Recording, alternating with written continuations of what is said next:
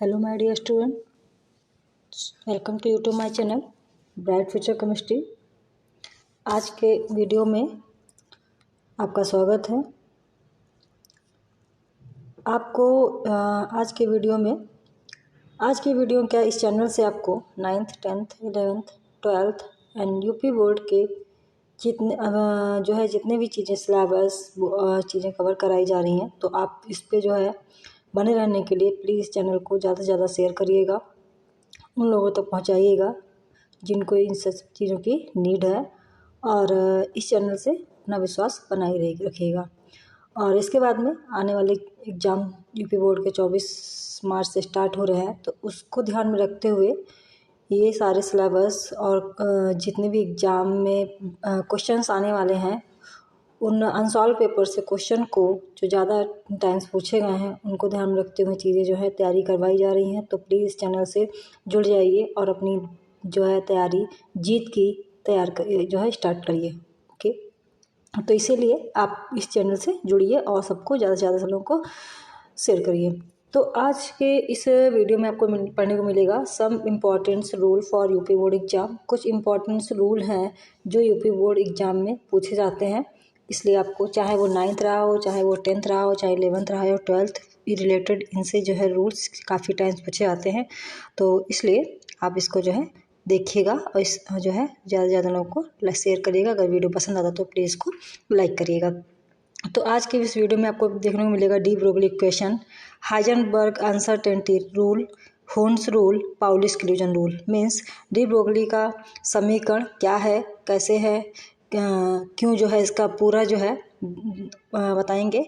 Heisenberg का अनिश्चितता का नियम क्या है, हुंड का नियम क्या है और पाउली का अपवर्जन नियम क्या है। तो तैयारी जीत की, आज से मिशन स्टार्ट है तैयारी जीत की। तो टारगेट आज के बाद जो भी वीडियो रहेंगे वो आपके यूपी बोर्ड के एग्ज़ाम को ध्यान में रखते हुए बनाए जाएंगे। तो देखो लिखा हुआ है, संघर्ष आपकी क्षमता को बढ़ाता है और आपको सफलता की ओर करीब लाता है। संघर्ष आपकी हमेशा क्षमता को बढ़ाएगा और आपके सफलता की ओर पास में ले जाएगा, और आपको पता भी नहीं चलेगा कब आप अपनी मंजिल हासिल कर लेंगे।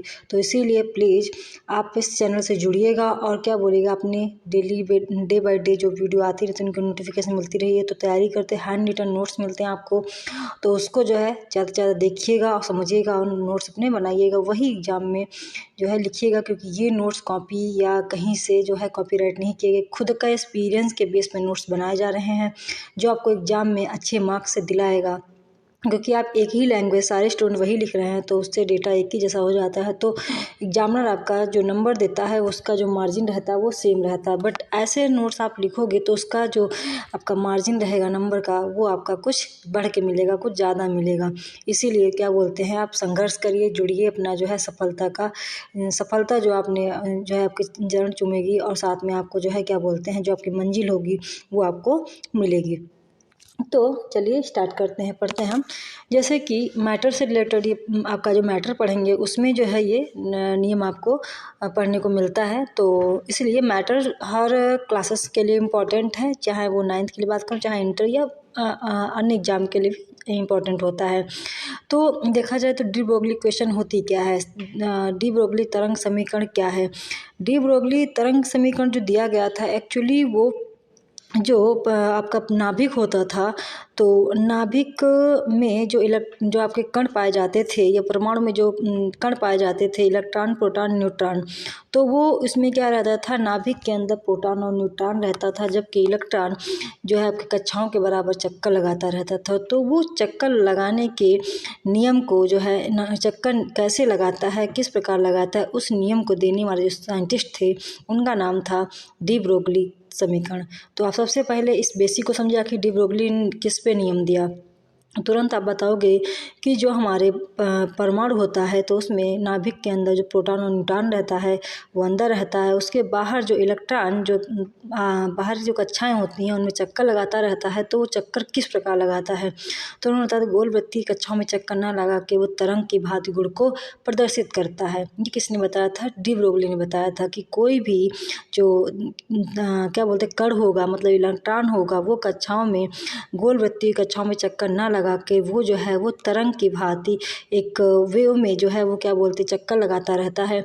बस इस नियम को सिद्ध करने के लिए डी ब्रोगली इक्वेशन को बोल दिया जाता है। डी ब्रोगली जो आप सिद्ध करते हैं उसी को हम बोलते हैं डी ब्रोगली जो है समीकरण। ठीक है, पढ़िएगा क्या दिया गया है। जैसे कि इस सिद्धांत में जो है कण है वो तरंग दैत्य प्रकृति का अध्ययन किया जाता है। मतलब जो कण होते हैं उनकी तरंग जो दैत्य प्रकृति होती है उसका अध्ययन करते हैं।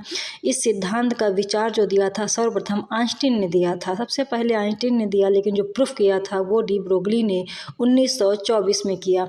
केवल सिद्धांत के बारे में विचार देना, उसके बाद में जिस चीज़ को प्रूफ कर पाना वो किसने किया था, वो डी ब्रोगली ने 1924 में किया था। तो क्या बताया, कहा कि प्रकाश तथा अन्य विद्युत चुंबकीय विकिरणों की जो दैत्य प्रकृति होती है, जो प्रकाश और अन्य विद्युत चुंबकीय विकिरणों की जो दैत्य प्रकृति होती है वह पदार्थ हो चाहे पदार्थ में तरंग तथा कण दोनों एक ही प्रकार के गुण प्रदर्शित करता है।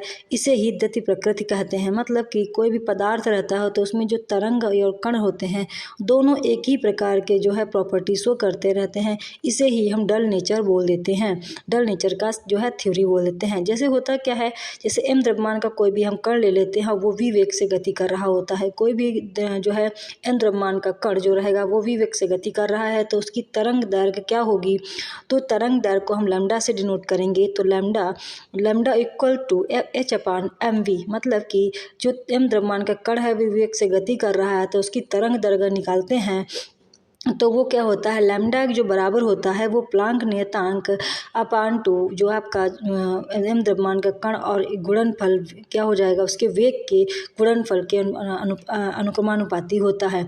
कह सकते हो वही जो mv है, जो आप mv बोल रहे हो उसे आप हम संवेग भी बोल सकते हो। मतलब एम द्रव्यमान का कण v वेग से गति कर रहा था उसे तो हम संवेग बोलते हैं।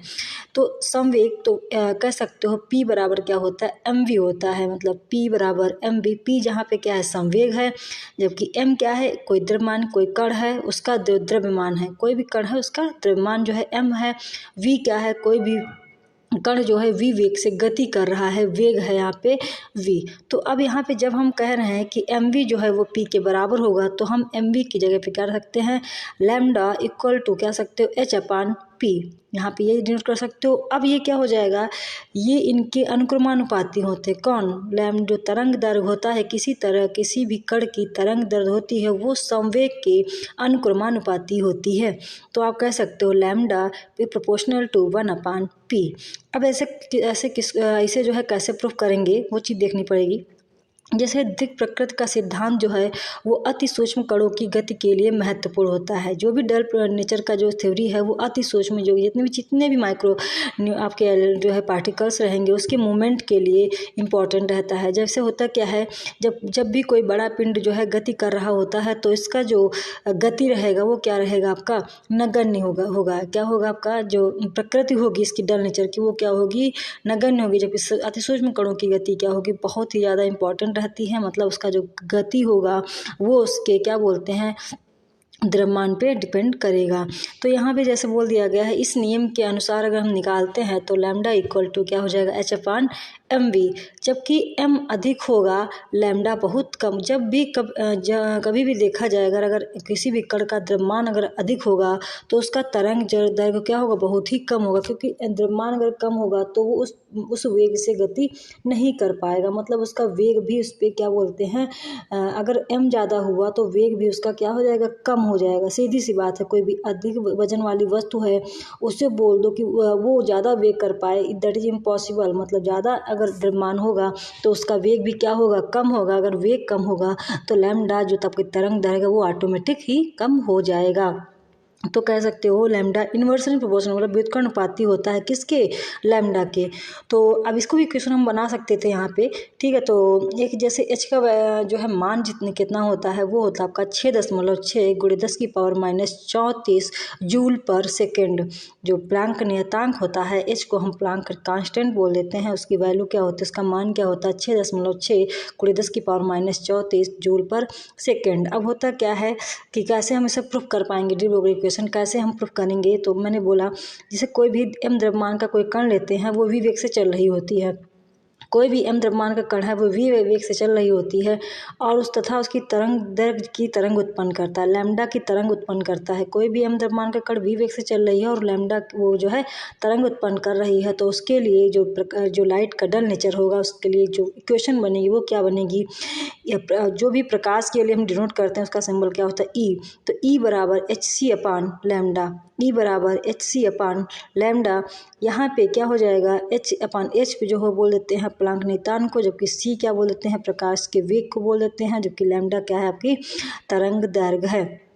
तो ऐसे ही आइंस्टीन नियम से अगर हम निकालते हैं ई मतलब ऊर्जा, अगर देखते हैं इसकी ई बराबर ऊर्जा था, यहाँ पे एच क्या था प्लांक कांस्टेंट था, सी क्या था प्रकाश का वेग था, लैम्डा क्या था आपका तरंग दैर्घ्य था। तो ऐसे ही हम अगर आइंस्टीन समीकरण से निकालते हैं तो आइंस्टीन का समीकरण क्या होता है, ई बराबर एम सी स्क्वायर। ई बराबर एनर्जी होता है, एम बराबर क्या होता है किसी कण का द्रव्यमान होता है, सी क्या होता है उसका प्रकाश का वेग होता है। इक्वेशन 1 और 2 आपने बना लिया। अब इक्वेशन 1 और 2 के मानों को हम रखेंगे उसके, तो अब ई का वैल्यू क्या था वहाँ पे एम सी स्क्वायर, तो ई की जगह हम क्या रख देंगे एम सी स्क्वायर। अब इसके बाद फिर क्या रख देंगे एच सी अपन लैम्डा। तो एक एम सी स्क्वायर का एक सी और एच सी का एक सी क्रॉस हो जाएगा, कट जाएगा, तो आपका बचेगा क्या M C equal to H upon lambda. पहले क्या बचेगा M C equal to H upon lambda. अब इसको हम क्या बोलते हैं प्रोपोर्शनल में लाएंगे, लेमडा को इधर लाए दाएं पक्ष में लाएंगे तो क्या हो जाएगा lambda equal to H upon M C, lambda equal to H upon M C. ये आपका समीकरण नंबर 3 बन गया।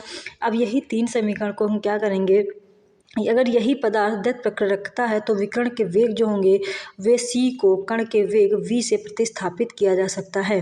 प्रतिस्थापित करते हैं कैसे, जैसे कि हम क्या करेंगे lambda equal to H upon V, मतलब कह रहा है c की जगह हम जो है जो c प्रकाश का वेग था उसकी जगह हम क्या c की जगह क्या रख देंगे v रख देंगे। तो आपने पहले ऊपर समीकरण नंबर 3 बनाया है lambda equal to H upon M C, तो अब वही हम क्या c की जगह v रख देंगे, तो lambda equal to H upon M V. H upon M V क्या होता है, अब ये कह सकते हो लैम्डा, अब एम वी जो था वो उसे हम क्या बोल सकते थे संवेग बोल देते थे, किसी द्रव्यमान का कण और उसका वेग को ही हम संवेग बोल देते हैं। तो आप एम वी की जगह क्या रख सकते हो पी रख सकते हो, तो lambda equal to H upon P. H upon P मतलब संवेग है, लैम्डा इक्वल कह सकते हो इक्वल टू एच अपान संवेग।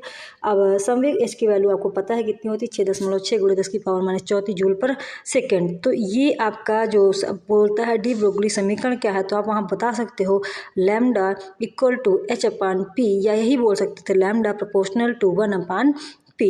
ये आपका हुआ डी ब्रोगली समीकरण। होता है आपका कंपटीशन एग्जाम पूछता है डी ब्रोगली तरंग समीकरण क्या है, तो उसमें ऑप्शन दे देता है, तो वहाँ पे आप ऑप्शन में आप क्या क्लिक करेंगे, या तो lambda equal to H upon M V वाला अगर ये ऑप्शन दिया है तो वो आप क्लिक करेंगे, या lambda proportional to 1 upon P दिया है वो आप क्लिक करेंगे, या lambda equal to H upon P.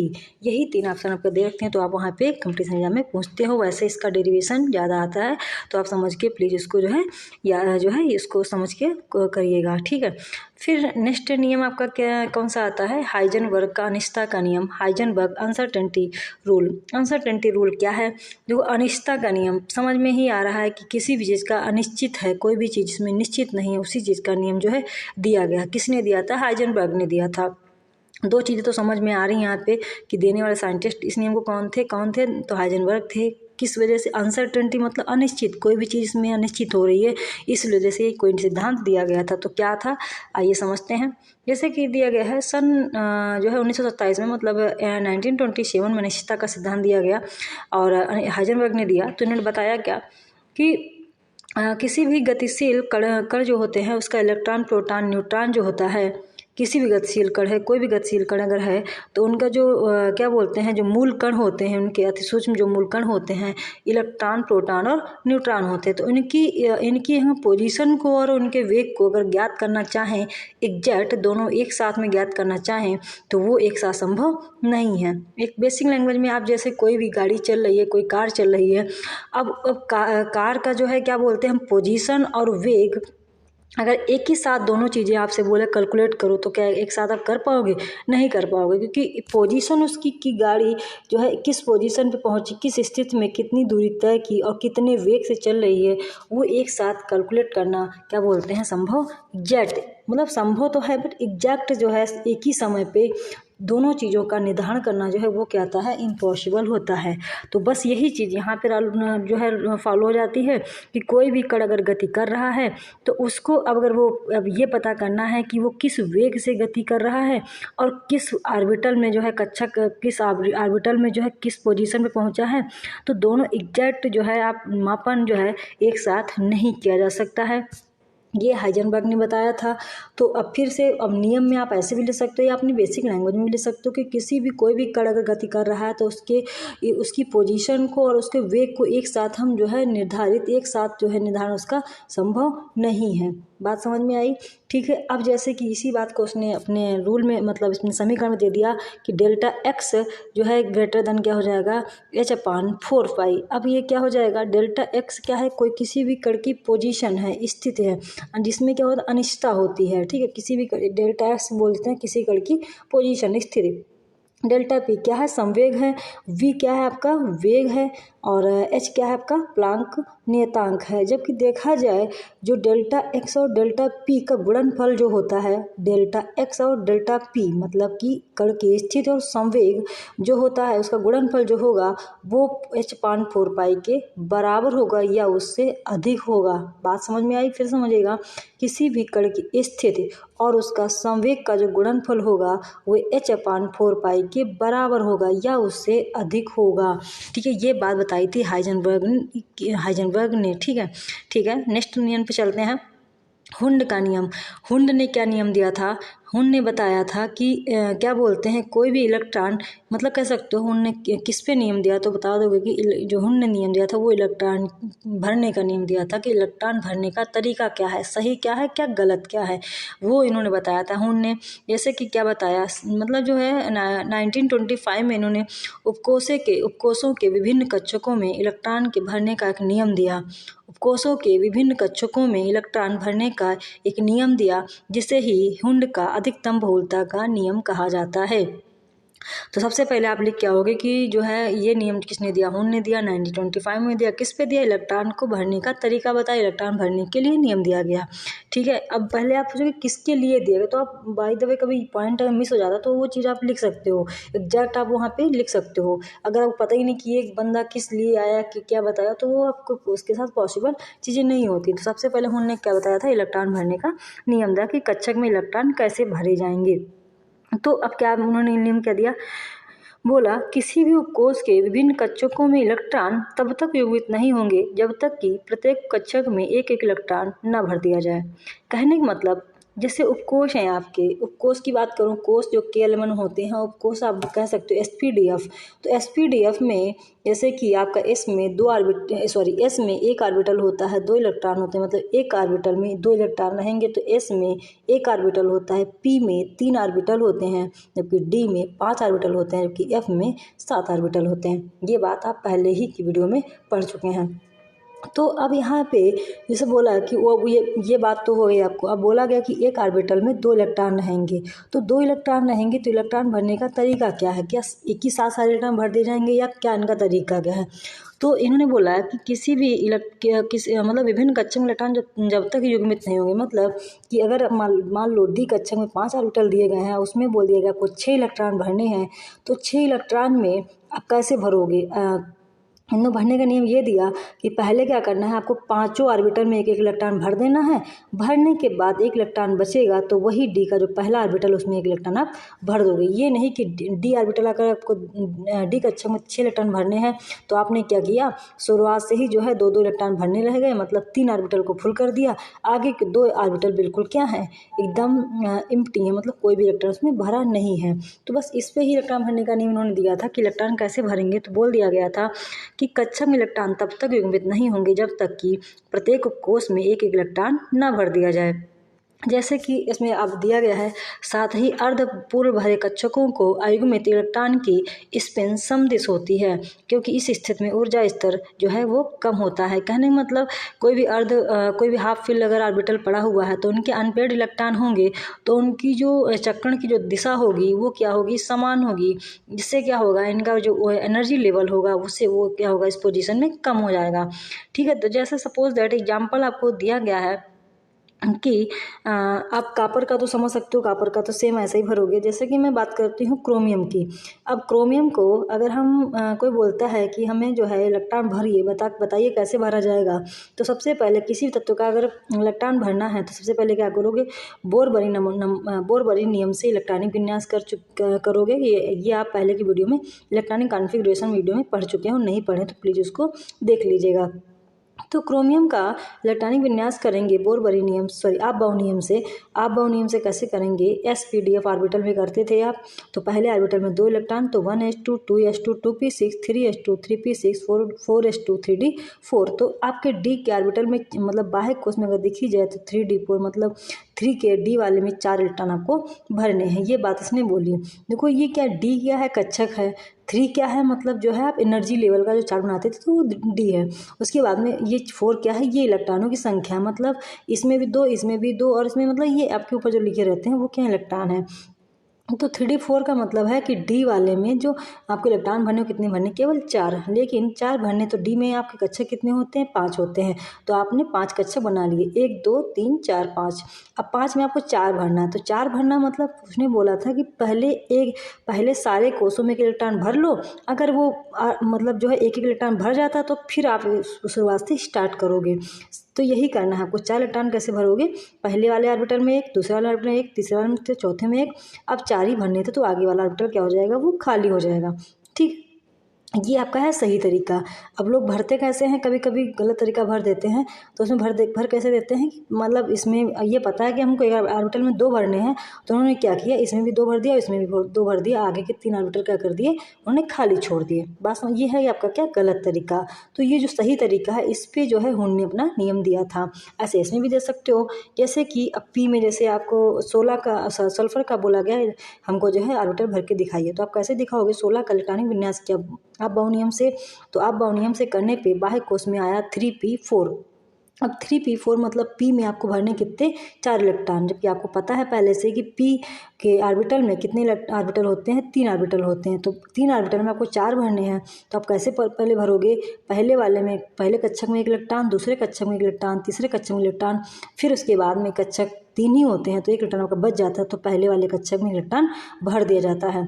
तो ये हो गया आपका सही तरीका। जबकि आगे वाला जो दिया गया है वो आपका है गलत तरीका, कि पहले आपने 2 भर दिए, इसमें भी 2 भर दिया, आगे का खाली छोड़ दिया। ये क्या है आपका गलत तरीका। तो इसी पे उन्हें बोला था। फिर से एक बार देख लेंगे कि जो इलेक्ट्रॉन हुन नियम दिया था, वो इलेक्ट्रॉन को भरने का नियम दिया था।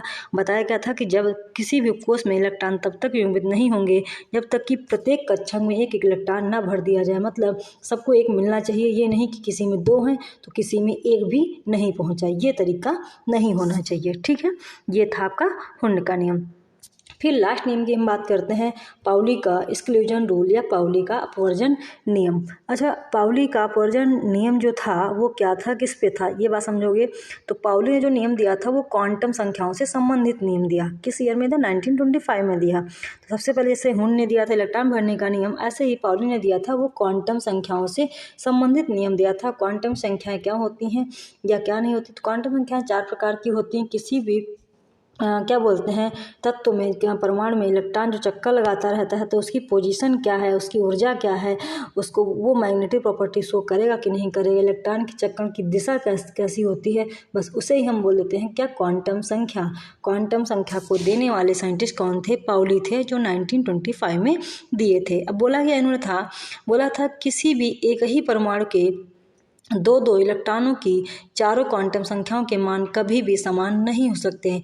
मतलब कहने का मतलब है कि कोई भी एक तत्व अगर ले लिया जाए और उनके 2 इलेक्ट्रॉनों के 2 ही लगातार निकाल दो, ठीक है, लगातार किसी एक ही परमाणु के क्रमागत 2 इलेक्ट्रॉनों की चारों क्वांटम संख्याओं के मान कभी समान नहीं होंगे। मीन्स Na के पास कितने इलेक्ट्रॉन होते हैं, तो आप बोलोगे 11 इलेक्ट्रॉन होते हैं। Na के पास कितने इलेक्ट्रॉन होते हैं, 11। तो 11 में से अगर हम यही बात करते हैं 10 और 11 का क्वांटम संख्या निकालेंगे तो वो उनकी जो मान आएंगे वो समान नहीं होंगे। ये पाउली ने बताया। किसी भी ले सकते हो आप, जैसे कार्बन है तो कार्बन का 6 इलेक्ट्रॉन होते हैं, तो वही मैं 5 और 6 की क्वांटम संख्या निकालूं तो वो क्या होंगे, उनके मान में वेरिएशन आएगा, उनके मान कभी समान नहीं होंगे। ऐसे किसी भी तत्व का, जैसे मैग्नीशियम के पास 12 है तो 12 की बात करती हूँ तो 10 और 11 का निकालूं अगर, तो उनका क्वांटम संख्या कभी समान नहीं होंगे। इस नियम को जो है देने वाले कौन थे, पाउली ने बताया था।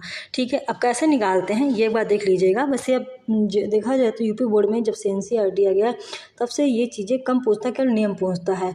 ठीक है, अगर मैं देखूंगी अनसॉल्व में अगर दिया है तो मैं फिर क्वांटम नंबर कैसे निकालते हैं वो भी 10 मिनट का वीडियो हम बना देंगे। ठीक है, अब कैसे क्या होता है तो आप बोल सकते हो, जैसे उन्होंने जो नियम दिया था, किसी एक ही परमाणु के दोनों क्रमागत इलेक्ट्रॉनों की चारों क्वांटम संख्याओं के मान कभी समान नहीं होंगे। अब जैसे सोडियम की हम क्वांटम संख्या निकालते हैं तो सबसे पहले सोडियम का हम क्या करेंगे, इलेक्ट्रॉनिक विन्यास करेंगे किससे, अबॉव नियम से। तो अबॉव नियम से मैंने किया तो 11वें इलेक्ट्रॉन का हम निकालेंगे तो 11वें इलेक्ट्रॉन में जो बाह्य कोश में आएगा वो 3s1 आएगा। वही 10वें का अगर हम निकालते हैं क्वांटम नंबर तो उसका क्या आएगा, बाह्य लास्ट में आएगा 2p6 आ जाएगा। तो इनका क्वांटम संख्या अगर निकालते हैं तो एनर्जी एन को हम बोलते हैं मुख्य क्वांटम संख्या और एल को बोलते हैं दिग्वंशी क्वांटम संख्या, जबकि उसको बोलते हैं एम को बोलते हैं क्या, चुंबकीय क्वांटम संख्या, और एस को बोलते हैं क्या, आपका चक्रण क्वांटम संख्या। मतलब क्वांटम संख्या 4 प्रकार की होती हैं, मुख्य क्वांटम संख्या, दिग्वंशी क्वांटम संख्या, चुंबकीय क्वांटम संख्या और चक्रण क्वांटम संख्या। ठीक है, तो मुख्य क्वांटम संख्या जो होता है किसी भी इलेक्ट्रॉन का जो है ऊर्जा एनर्जी को शो करता है, तो उसे क्या बोलेंगे हम, मुख्य क्वांटम संख्या। तो जैसे कि आप 10 का 11 का निकालोगे तो बाह्य कोश में 3s1, तो अगर एनर्जी लेवल की हम बात करें तो सबसे ज़्यादा एनर्जी किसके पास होगी, 1 के पास है कि 2 के पास है कि 3 के पास, तो 3 के पास। तो एनर्जी को बताएगा तो यहाँ पे 3 के पास है, तो जो 3 है वो क्या हो जाएगा, n हो जाएगा। तो n बराबर क्या हो जाएगा, यहाँ पे 3 हो जाएगा। जबकि हम उसमें बात करें 10 वाले में तो वहाँ पे क्या था, 2p6, तो 2p का जो p ऑर्बिटल का था वो किसके पास था, 2 के पास था। तो मतलब n बराबर यहाँ क्या हो जाएगा, 2 हो जाएगा। ऐसे हमारी बात करते हैं दिग्वंशी क्वांटम संख्या की, तो दिग्वंशी क्वांटम संख्या जो होती है वो उसके ऑर्बिटल पे डिपेंड करती है कि उसकी वैल्यू क्या होगी। अगर L बराबर हम निकालते हैं तो S का जो कभी S अगर किसी भी इलेक्ट्रॉनिक विन्यास करते समय वो ऑर्बिटल S होता है तो उसकी वैल्यू क्या हो जाएगी, 0 हो जाएगी। अगर वही P में पहुंचता है तो क्या हो जाएगी, 1 हो जाएगी। वही D में पहुंचता है तो 2 हो जाएगी। अगर वही आपका F में पहुंचा है तो क्या हो जाएगा, 3 हो जाएगी। तो आप जब इलेक्ट्रॉनिक विन्यास कर रहे थे 11 का, तो वो आपका इलेक्ट्रॉनिक विन्यास करते समय किस पे आया था, S पे आया था। तो S का वैल्यू कभी क्या होती है, हमेशा L की वैल्यू क्या होगी, 0 होगी। तो S के सामने है मतलब 0, तो आप L बराबर क्या लिख दोगे, 0। जबकि यहाँ देखा जाए इलेक्ट्रॉनिक विन्यास करते समय वो क्या था, P, और P के लिए हमेशा वैल्यू क्या होती, 1। तो L बराबर इसमें क्या हो जाएगा, 10 वाले में क्या हो जाएगा, 1 हो जाएगा। जबकि M की बात करती हूँ तो चुंबकीय क्वांटम संख्या होती है। चुंबकीय क्वांटम संख्या से हम इलेक्ट्रॉन भरेंगे, देखेंगे पहले इसका मान क्या होगा। तो S वाले का मान L का मान अगर 0 है तो M का मान हमेशा ही 0 रहेगा। ये ध्यान रखना, इसमें कैलकुलेट करने की जरूरत हमको नहीं होती है। कभी भी आँख बंद करके लगाना, अगर L का मान 0 है तो M का भी मान हमेशा क्या रहेगा, 0 रहेगा। तो L आपका 11 वाले में क्या था, L 0 था, तो M बराबर आप 0 कर देंगे। लेकिन इधर देख लेते हैं L इसमें क्या था, 10 वाले में उसमें 1 था। तो अब 1 था तो P में कितने ऑर्बिटल होते हैं, आपके 3 ऑर्बिटल होते हैं। 3 ऑर्बिटल में हमें कितने इलेक्ट्रॉन भरने थे, टोटल 6 भरने थे। तो क्या होता है, एनर्जी हमेशा एनर्जी जो होगी वो माइनस से इसका स्टार्ट होगा। मतलब एनर्जी लेवल जो होगा वो माइनस से लेके फिर पॉजिटिव में जाएगा। तो पहले कितना हो, -1, फिर 0, फिर +1। अब हम क्या देखेंगे, जो इलेक्ट्रॉन 6वां हमारा था वो लास्ट वाले उसमें था, आपका क्या बोलते हैं, लास्ट वाले ऑर्बिटल में था। तो अब लास्ट वाले ऑर्बिटल में था तो उसको हम क्या बोल देंगे, इसमें क्या हो जाएगा, फिर +1 हो जाएगा। तो M बराबर क्या हो जाएगा, +1। अच्छा, S बराबर क्या होता है, S की जो वैल्यू होती है वो चक्रण मतलब इसकी डायरेक्शन पे डिपेंड करती है। इलेक्ट्रॉन अगर अपर साइड है, मतलब इलेक्ट्रॉन का जो डायरेक्शन है वो ऊपर साइड में है, एरो जो है वो ऊपर की दिशा में है, तो वो इलेक्ट्रॉन वो S का मान क्या होगा, +½ होगा। अगर वही इलेक्ट्रॉन का एरो नीचे दिशा में है तो उसको हम क्या बोलेंगे, -½ बोलेंगे। तो S में जो इलेक्ट्रॉन था, और इलेक्ट्रॉन हमेशा भरते हैं तो एक अपर भरते हैं, एक लोअर भरते हैं, ठीक। और ये क्यों भरते हैं, इसका रीजन समझ लीजिए कि इलेक्ट्रॉन अगर सेम डायरेक्शन में भरेंगे तो एक दूसरे को आपस में क्या करेंगे, रिपल्स करेंगे, मतलब प्रतिकर्षित करेंगे कि एनर्जी इनकी समान हो जाएगी। जैसे कि आपने प्लस माइनस प्लस लगाते हो, अगर दोनों सेम लगा दोगे तो क्या हो जाएंगे, एक दूसरे को प्रतिकर्षित कर देंगे, आकर्षित ना करके प्रतिकर्षित करेंगे। इसलिए कि इस सेम इसमें वही रूल फॉलो होता है कि इनकी एनर्जी क्या हो जाएगी, समान हो जाएगी। तो समान होने के बाद एक दूसरे को प्रतिकर्षित कर देंगे। इसी इलेक्ट्रॉन हमेशा भरते हैं ऑर्बिटल में, तो एक अपर साइड में एक लोअर साइड में भरते हैं। तो इलेक्ट्रॉन अपर साइड का क्या हो जाएगा, इसमें +½ हो जाएगा, जबकि इसमें इलेक्ट्रॉन कैसा था, सोडियम 10 वाले में इलेक्ट्रॉन कैसा था, लोअर डायरेक्शन में था, तो उसका वैल्यू क्या हो जाएगा, +½ हो जाएगा। तो ये थी आपकी क्या बोलते हैं, क्वांटम संख्या। ठीक है, क्वांटम संख्या अभी आपको शायद में भी 25% समझ में आया होगा, पूरा तो समझ में नहीं आया होगा। देखूंगी अगर अनसॉल्व पेपर में आपको पूछता है तो फिर मैं इसके लिए 10-15 मिनट का वीडियो बना दूंगी। बट नियम जो थे वो नियम आपको अच्छे से समझने हैं और क्या करना है, आपको पढ़ना है। ठीक है, और वही आपको एग्जाम में पूछा जाएगा। ये 99% चांसेस हैं ये क्वेश्चन आपको एग्जाम में यूपी बोर्ड के आएंगे। तो फिर चलिए फिर मिलते हैं नेक्स्ट वीडियो में। तब तक के लिए आपको क्या करना है, अपनी मेहनत के साथ जुड़ जाना है और मंजिल आपको फाइनली मिलेगी ही, लेकिन आप मेहनत से जुड़ जाइए। 24 मार्च से पेपर स्टार्ट है, तो आप उसको जो है जैसे जैसे वीडियो आती है उनको हैंड रिटन नोट्स करिए और आपको जो है बराबर पढ़ाई करते रहिए। Thanks for watching this video. And क्या करना है, आपको इस चैनल को लाइक करना अगर वीडियो पसंद आया है, और क्या करना है, शेयर एंड सब्सक्राइब कर देना है। तो that's all, thank you, bye bye.